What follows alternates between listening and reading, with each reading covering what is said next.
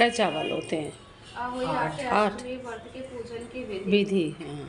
यह व्रत कार्तिक लगते ही अष्टमी को किया जाता है। जिस वार को दीपावली होती है आहोई आटे उससे ठीक 7 दिन पूर्व उसी वार को पड़ती है। इस व्रत को वे स्त्रियां ही करती है जिनके संतान होती है। बच्चों की माँ दिन भर व्रत रखे सायकाल दीवार पर अष्ट कोष्ठक की आहोई की पुतली रंग भर कर बनाए। उस पुतली के पास तथा सेई के बच्चों को चित्र भी बनाए। ये छपी हुई आहोई अष्टमी का चित्र मंगलवार दीवार पर लगाए तथा पूजन पर सूर्यास्त के बाद अर्थात तारे निकलने पर आहोई माता की पूजा करने से पहले पृथ्वी को पवित्र करके चौक पूजकर एक लोटा जल भरकर पतले पलटे का कलश भी भांति रखकर पूजा करें। आहोई माता का पूजन करके माताएं कहानी सुने। पूजा के लिए माताएं पहले से एक चांदी की आहोई बनाए जिसे स्याऊ कहते हैं और उसमें चांदी के 2 दाने मोती डलवा ले। जिस प्रकार गले में पहनने का हार पेंडेंट लगा होता है उसी की भांति चांदी भी आहोई डलवा ले और ढोले में चांदी के दाने डलवा ले। फिर आहोई की रोली चावल दूध व भात से पूजा करे। जल से भरे लोटे पर सतिया बना ले। एक कटोरी में हलवा तथा रुपए बायना निकाल कर रख ले और 7 दाने गेहूं के लेकर कहानी सुने। कहानी सुनने के बाद आहोई स्याऊ की माला गले में पहन ले। जो बायना निकाल कर रखा था उसे सासू जी के पाँव में लगाकर श्रद्धा पूर्वक उन्हें दे देंगे। इसके बाद चंद्रमा को अर्घ्य देकर भोजन करें।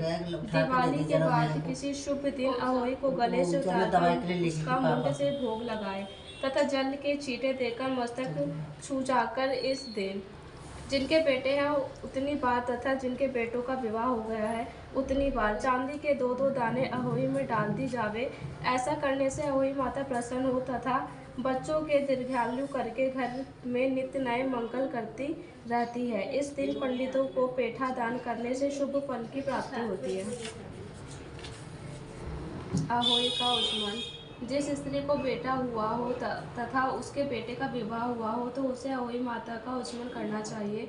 एक थाली में 7 जगह 4-4 पूनियाँ रखकर उन पर थोड़ा थोड़ा हलवा रखे जिसके साथ ही एक साड़ी ब्लाउज उस पर सामर्थ्यानुसार रुपए रखकर थाली में चारों ओर 7 फेरकर श्रद्धा पूर्वक सासू जी के पाँव लगाकर वह सभी सामान सासू जी को दे देवे। तिल तथा रुपए सासू जी अपने पास रख ले तथा हलवा पूरी का बायना बांट दे। बहन बेटी के यहाँ की बायना भेजना चाहिए। आहोई माता की कहानी। एक साहूकार था जिसके 7 बेटे थे और बहुएं थी। दीपावली से पहले कार्तिक बंदी अष्टमी को सातों बहुएं अपनी एक लौती ननद के साथ जंगल में जाकर खदान में मिट्टी खोद रही थी।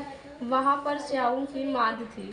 मिट्टी खोदते समय ननद के हाथ में स्याऊ का बच्चा मर गया जिससे स्याऊ माता बहुत नाराज हो गई और बोली मैं तेरी कोख बांधूंगी। तब ननद अपनी सातों भाभियों से बोली तुम में से कोई अपनी कोख बंधवा लो। सभी भाभियों ने अपनी कोख बंधवाने से इनकार कर दिया परंतु छोटी भाभी सोचने लगी कि अगर मैंने अपनी कोख नहीं बंधवाई तो सासू जी नाराज होगी। यह सोचकर ननद के बदले में छोटी भाभी ने अपनी कोख बंधवा ली। अब इसके बाद उसको जो बच्चा होता है वह 7 दिन का होकर मर जाता।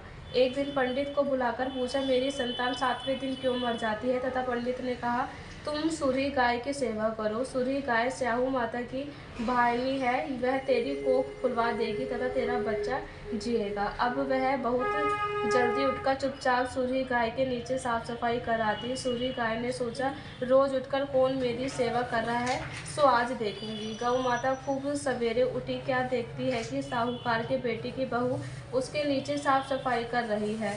गौ माता उससे बोली क्या मांगती है। साहूकार की बहू बोली स्याऊ माता तुम्हारी भाईली है और उसने मेरी कोख बांध रखी है सो मेरी कोख खुलवा दो। गौ माता ने कहा अच्छा। अब तो गौ माता समुद्र पार साहूकार की बहू को अपनी भाईली के पास लेकर चली। रास्ते में कड़ी धूप थी सो वह दोनों एक पेड़ के नीचे बैठ गई। थोड़ी देर में एक सांप आया। उसी पेड़ पर गरुड़ पक्षी का एक बच्चा था। सांप उसको डसने लगा। तब साहूकार की बहू ने सांप मार डाल के नीचे दबा दिया और बच्चे को बचा लिया। थोड़ी देर में गरुड़ पखनी के साहू आई और वह खून देखकर साहूकार की बहू को चोंच मारने लगी। तब साहूकार की बहू बोली, मैंने तेरे बच्चे को नहीं मारा, बल्कि सांप तेरे बच्चे के करीब आया था, मैंने तो उसे तेरे बच्चे की रक्षा की है। यह सुनकर गरुड़ पक्षी बोली, मांग, तू क्या मांगती है?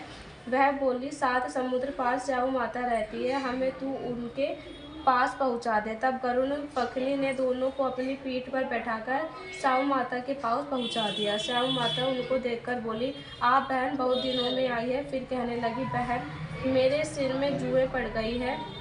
तब सूरी के कहने पर साहूकार की बहू ने सारी जुएं निकाल दी। इस पर स्याऊ माता प्रसन्न होकर बोली, तूने मेरे सिर में बहुत सलाई घेरी, इसलिए तेरे 7 बेटे और 7 बहुएं होगी। वह बोली, मेरे तो एक भी बेटा नहीं, 7 बेटे कहाँ से होंगे? स्याऊ माता बोली, वचन दिया है, वचन से फिरूं तो धोबी की कुंड पर ककरी हुई। तब साहूकार की बहू बोली, मेरी कोख तो तुम्हारे पास बंद है। यह सुनकर स्याऊ माता बोली, तूने मुझे ठग लिया, जा, तेरे घर पर तुझे 7 बहुएं मिलेगी, तू जाकर उजमण करियो, 7 ओही बनाकर 7 कढ़ाई करियो। वह लौटकर घर आई तो देखा कि 7 बेटे 7 बहू बैठे हैं। वह खुश हो गई। उसने 7 ओही बनाए, 7 उजमन किए और 7 कढ़ाई करी। शाम के समय जेठानियाँ आपस में कहने लगी कि जल्दी जल्दी ध्योग पूजा कर लो, कहीं छोटी बच्चों को याद करके रोने ना लगे। थोड़ी देर में उन्होंने अपने बच्चों से कहा, अपनी चाची के घर जाकर देखाओ कि आज वह अभी तक रोई क्यों नहीं। बच्चों ने आकर कहा, चाची तो कुछ मार रही है, खूब उजमड़ हो रहा है। यह सुनते ही जेठानियाँ दौड़ी दौड़ी वहाँ आई और आकर कहने लगी कि तूने कोख कैसे खुलवाई? वह बोली, तुमने तो कोख बंधवाई नहीं थी, सो मैंने कोख बनवा ली थी। अब स्याऊ माता ने कृपा करके मेरी कोख खोल दी है। हे स्याऊ माता, जिस प्रकार उस साहूकार की बहू की कोख खोली, उसी प्रकार हमारी भी कोख खोलियो। एक कटोरी में गेहूं के दाने लेकर कहानी सुने। इस दिन मिट्टी में हाथ नहीं डालना चाहिए। विशेष कथा का जोड़ा पढ़ने के लिए गणेश जी की विधि भी पढ़े। और कार्तिक और कथा नहीं, गणेश जी की। अच्छा, गणेश जी की। आओ माता की जय।